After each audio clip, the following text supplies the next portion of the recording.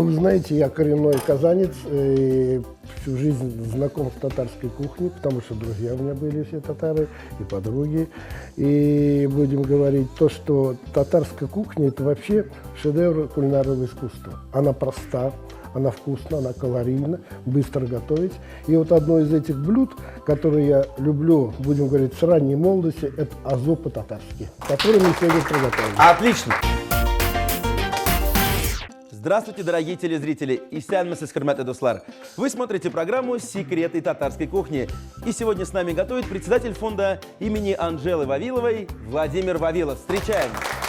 Здравствуйте, Владимир! Здравствуйте. Добро пожаловать на настоящую татарскую кухню. Ну, очень приятно, что вы меня пригласили. И я вам, как в качестве презента, брошюру о Казанском хосписе, который фонд Анжелы Вавиловой построил, возглавляет его работу, оказывает помощь тяжело больным пациентам.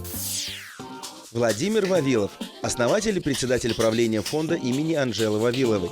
Благотворительный фонд был основан в 2003 году. За время работы было проведено множество благотворительных акций, направленных на улучшение состояния детей с онкозаболеваниями. За деятельность, связанную с благотворительностью, Владимир Вавилов отмечен множественными наградами: дипломом «Благотворитель года» с вручением медали за благотворительность, благодарственным письмом президента Республики Татарстан за благотворительную работу, почетной грамотой Министерства строительства за большой личный вклад в строительство детского хосписа в нашей республике, медалью уполномоченного по правам человека в Российской Федерации «Спешите делать добро», государственной наградой Республики Татарстан медалью за доблестный труд и многие другие награды. Кроме того, Владимир Вавилов – член Общественной палаты Республики Татарстан, а также член общественных советов при Минздраве и Министерстве труда нашей республики. Какой у вас рецепт? Ну, вы знаете, я коренной казанец, и всю жизнь знаком с татарской кухней, потому что друзья у меня были все татары и подруги. И будем говорить то, что татарская кухня – это вообще шедевр кулинарного искусства. Она проста, она вкусна, она калорийна, быстро готовить. И вот одно из этих блюд, которые я люблю, будем говорить, с ранней молодости, это азо по-татарски, который мы сегодня приготовим. Отлично! Я сейчас начну нарезать мясо, а вы мне поможете и нарежете лук. Лук режется для азо полукольцами. Я вам покажу, как вот это делается. Отлично. И вот так вот вы его нарезаете. Ладно? Так, давайте я продолжу.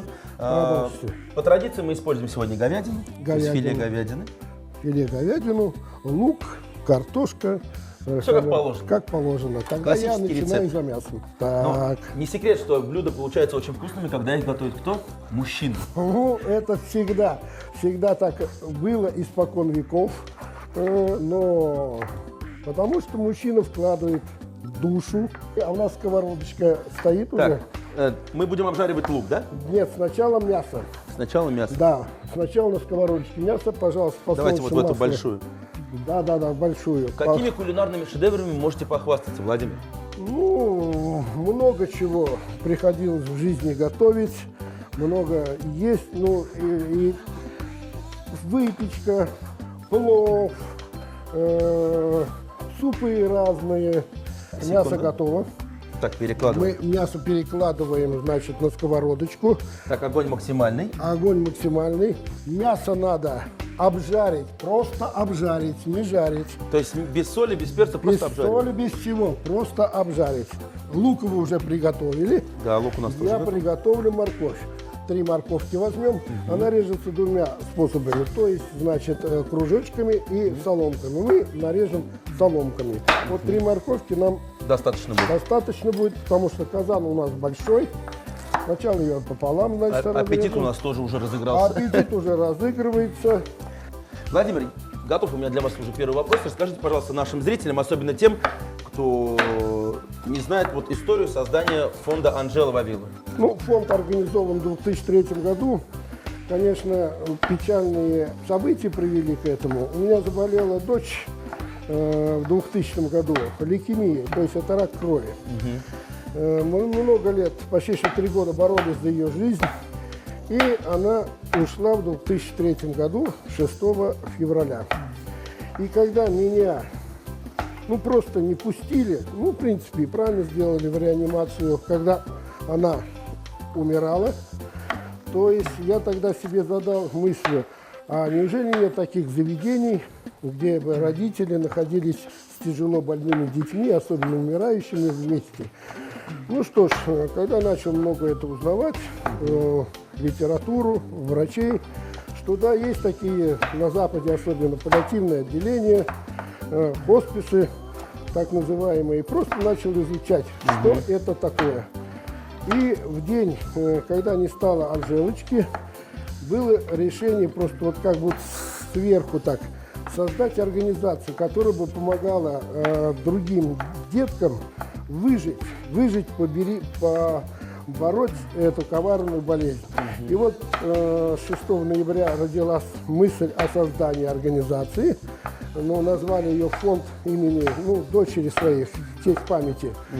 И 27 марта мы официально уже получили юридические документы о создании фонда и начали с этого дня работать. Ну, вы понимаете, приходилось многому учиться.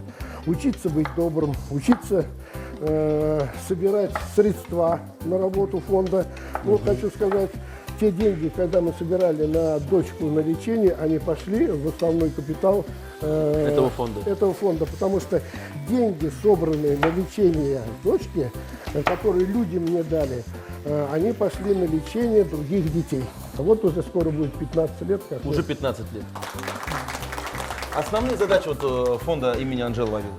Оказывать помощь тяжело больным детям Вот сейчас в лечении. Да. Ну, основная работа – это мы создали хоспис, построили хоспис. Впервые в России построен хоспис с нуля. Де юра получил документы, что это хоспис. Фонд стал учредителем, возглавил эту работу, привлек около 80 специалистов. И мы уже вот 6 лет, как хоспис работает, оказали помощь около 3000 пациентам, И впервые в мире мы сделали хоспис под одной крышей и детское, и взрослое отделение, и выездную службу.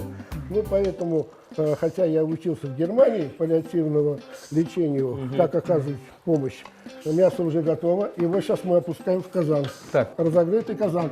Просто ложечкой или половничком, чтобы масло у нас осталось. Чтобы масло осталось? Да, но мы его добавим. Владимир, вы уже несколько раз сказали слово «паллиативный». Объясните, пожалуйста, в том числе и мне, и зрителям, что это значит? Паллиативное лечение – это включает в себя 4 составляющие. Это медицинскую помощь, психологическую помощь, духовную помощь и социальную помощь. Когда пациента не подлежит уже радикальному лечению, а радикальное лечение – это лечение с целью вылечить, то он переводится на паллиативное лечение. Паллиативное лечение – это облегчить боль и страдания и, насколько возможно, продлить жизнь пациента. Вот это включает в себя паллиативное лечение. Вот сейчас уже обжариваем лук. Немного. То есть вот в этот бульон добавляем в этот бульон лук? Добавляем лук. Добавляем лук и немного его обжариваем. Казан, пожалуйста, прикроем уже крышечкой. Так. В этот момент мы начинаем, что ж, огурчики готовить и помидоры. Вот 4 помидорки, Руслан. В этот момент я сейчас буду приготавливать огурчики. Желательно ломтиками, давайте еще возьмем, так как у нас казан большой, давайте 5 огурчиков мы возьмем, вот эти все.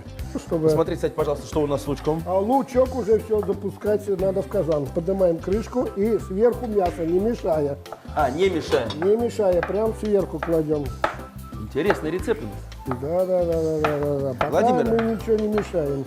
Хоспис, который вот открыли для детей и взрослых, получается, это не коммерческая организация? Это некоммерческое медицинское учреждение, которое учредил фонд Анжелы Вавиловой, он и руководит этому.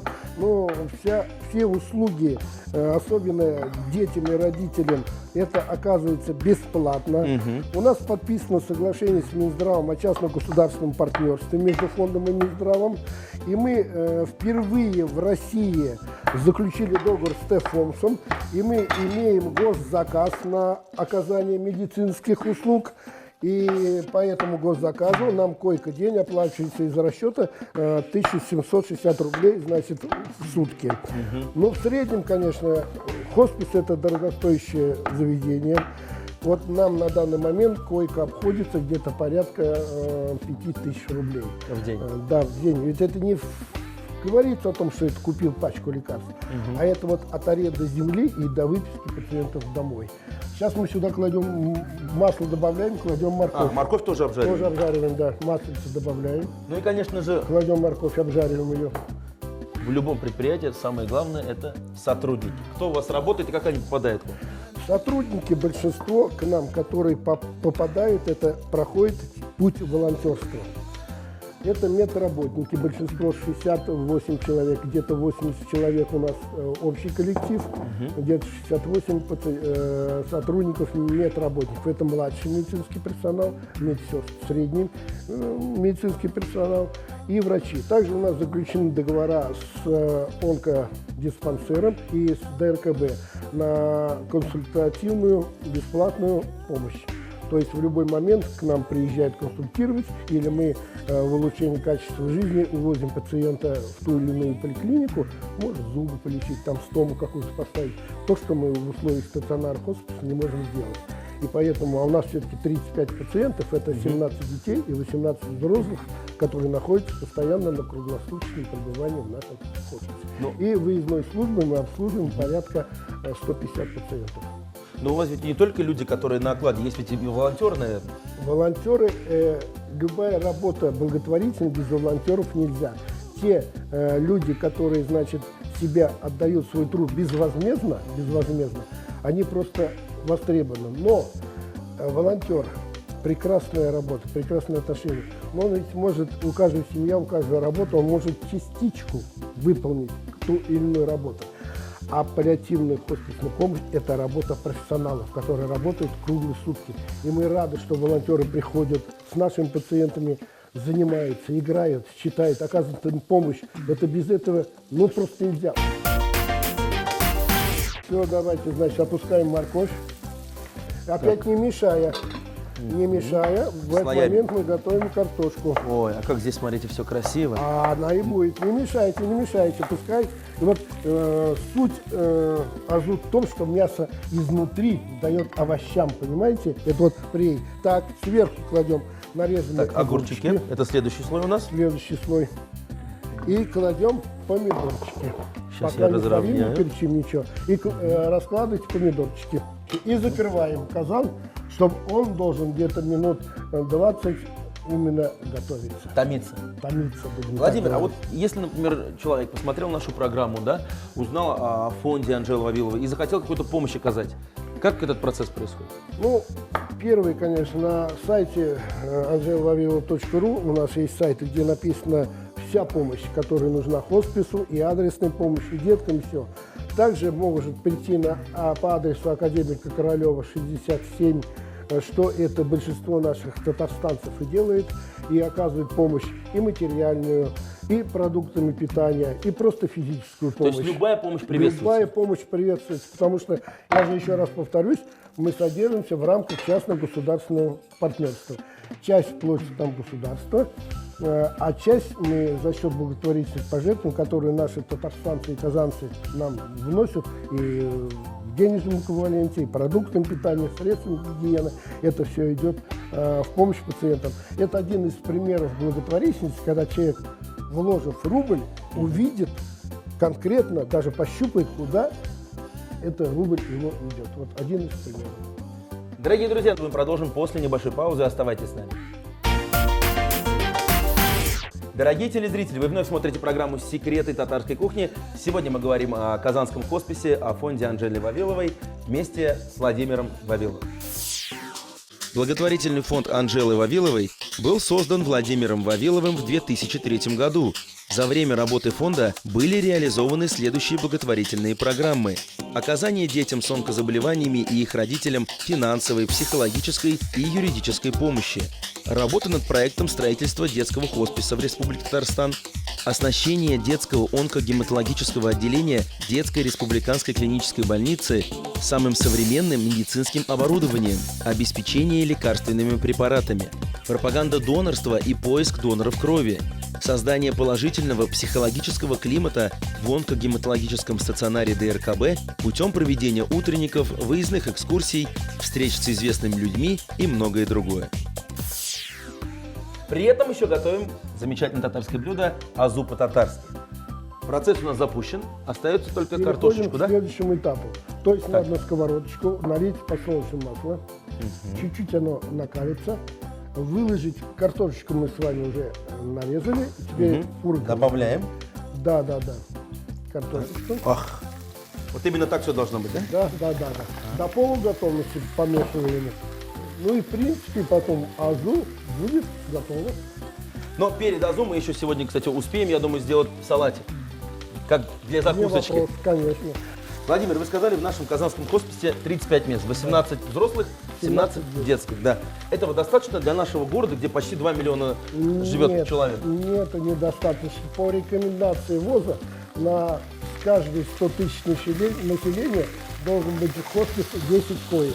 А если у нас, значит, ну не 2, а почти что 1,5 миллиона, да, вот представьте 150 коек, да, а если взять Татарстан, это 4 миллиона, 4,5, то сколько нужно коек? И вот мечта нашего фонда, в принципе, министерство и министр нас поддерживают здравоохранения, а расширение коечного фонда. Сейчас вот вопрос стоит о приобретении фондом недостроенного здания, из которого мы планируем сделать хоспис для взрослых на 100 коек мест. Отдельно, который включит в себя 3 подразделения. Это для онкобольных, для неонкобольных и для, будем говорить, подразделения доживания одиноких и никому, будем говорить, ненужных людей, которые тоже нуждаются в медицинской помощи, чтобы они все-таки, уйдя из земной жизни, да, в достоинстве, в чистоте, без боли, в окружении друзей, близких и родственников. Вот философия хосписа. Человек остается до конца человеком. Может быть, он даже при жизни этого не видел, того обслуживания, которое сейчас на данный момент есть в стенах нашего хосписа. Владимир, посмотрите, пожалуйста, картошка, мне кажется, уже поспела практически. Она уже до полуготовности подошла. Сейчас, значит, мы ее Так. опускаем в казан. Давайте я открываю Поднимайте казан. крышечку. Ох, как И здесь все красиво. картошечку мы опускаем в казан тихонечко. Все, видите, мы ее опустили. Сейчас мы казан закрываем и ждем где-то 7-10 минут. Ну и к нашему азу, как я и обещал, мы приготовим быстренько очень легкий вкусный салатик. Хорошо. Порежем редиску, огурцы, лук, заправим все сметаной и получится, мне кажется, то, что надо. То, что надо. Тогда берем лучок, вы берете. Да, все режем Сейчас мелко. режем огурчики. Владимир, пока у нас есть время, еще один вопрос. Да. Насколько развиты хосписы вообще по России, по региону? К сожалению, очень плохо. Я вам скажу, хосписы, не считая, конечно, Питер, Москву и Казани, вот Кемерово есть, значит, Самаре, но есть несколько городов, которые, будем говорить, с одной стороны и хосписы, с другой стороны это просто учреждения, койки, которые открыты при больницах. При больницах там работают прекрасные люди, отданные своему делу. Ну, маленькая философия упирается в рамках ЛПУ, потому что дальше они просто не могут. Есть законы лечебного учреждения, которым они должны подчиняться. А у хосписа все-таки своя философия. И этот основатель хосписов России Виктор Зора и Гнездилов Владимир Николаевич, которые в Питере первый хоспис создали, и Вера Миллиончикова, которая создала первый хоспис в Москве, они развили вот свою философию хосписа, что хоспис – это все-таки свое заведение, не должны подчиняться в рамках ЛПУ. Уклад своей жизни, родственники 24 часа в сутки, пациентам, будем так говорить, ну, им можно все. Вы уже заметили, салат готовится очень быстро. Ингредиенты мы порезали, прошу, огурчики. Их, Так, значит, лук, редисочку. Пускаем сделку. Это простой салат. Вот, пришли гости. Что, вышел в огород, хоп, огурчик, редиску. Так что Ну, ты, если это да. Если в огороде у вас редиска круглый год растет. ну, для этого надо стараться, чтобы она росла. Так, заправляем сметаной. Можете пока перемешать, немножечко соли. Так. И, кстати, так как готовят мужчины, я бы добавил в этот салат еще немножко перчика. Чуть-чуть перчик. Вот, отлично. Так, тщательно все перемешиваем и салат. Готов. Салат витаминный. Огурцы и редис нарезали дольками, лук мелко нашинковали. Все ингредиенты смешали в салатнице, приправили сметаной, специями и хорошенько перемешали. Ну а сейчас нам остается доготовить азу. Открываем крышечку. Так, Ох, как здесь всё опускаем красиво. сначала лавровый лист. Так, прошу. Лавровый лист. Ага. Опускаем чернослив. Ну, я говорю, вот, ну, кто как, но я опускаю для пикантности его. Чернослив опускаем. Значит, сейчас, значит, берем соль. Так, пожалуйста. Берем соль. Соль, знаете, вот я никогда много не кладу. Почему? Ведь есть хорошая пословица: не досол на столе, пересол на спине. Каждый человек может себе взять и добавить столько ему надо. Так, перчик, пожалуйста. И вот сейчас перчиком, значит, посыпем. Перчика можно не жалеть. Можно, да. Перец – это такая вещь, которая убивает в организме всех микробов. Так, Всех. ну и сейчас Всё. мы Сейчас перемешиваем. Вот этот процесс я ждал. Процесс Так, позвольте. перемешиваем. Все, давайте. есть прям берем перемешиваем. снизу всё? Да, снизу. Тщательно мы все это сейчас перемешаем, накроем крышечкой, немножечко подождем и будем пробовать Будем и салат, пробовать. и азу по-татарски. Связываем. Азу по-татарски. Говядину нарезали на небольшие кусочки, обжарили на растительном масле и переложили в казан. Лук нашинковали полукольцами, морковь соломкой, также обжарили в сковороде и добавили к мясу. Далее выложили слой из соленых огурцов и нарезанных дольками помидоров. Последним слоем уложили обжаренный картофель, накрыли крышкой и готовили примерно 5-7 минут. Далее в азу добавили лавровый лист, немного чернослива, приправили солью и перцем, перемешали и томили еще несколько минут. Дорогие телезрители, если вы не успели записать рецепты наших блюд, мы ждем вас в нашей группе ВКонтакте. Готовьте свои самые любимые блюда, фотографируйте их и делитесь кулинарными секретами. А также не забываем подписываться на наш канал на YouTube. Владимир, все у нас готово. Приступаем к трапезе. К трапезе. Салат или азу? С чего? Ну, начнем с мяса, потому что Давайте. надо попробовать.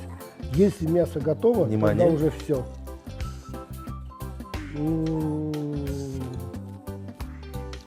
Вот она, татарская кухня. Вкусная, калорийная и для настоящих мужчин. И красивая. Очень вкусный азу.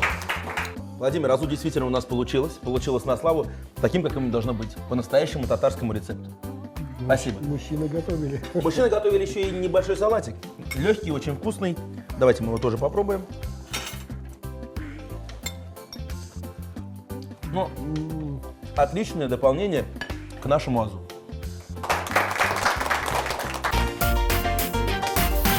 Владимир, большое спасибо за то, что пришли к нам на программу, нашли время. Спасибо за вкусное татарское азу и, конечно же, желаю удачи в вашей работе и только побед. Увидимся на следующей неделе. Это была программа «Секреты татарской кухни». Пока-пока.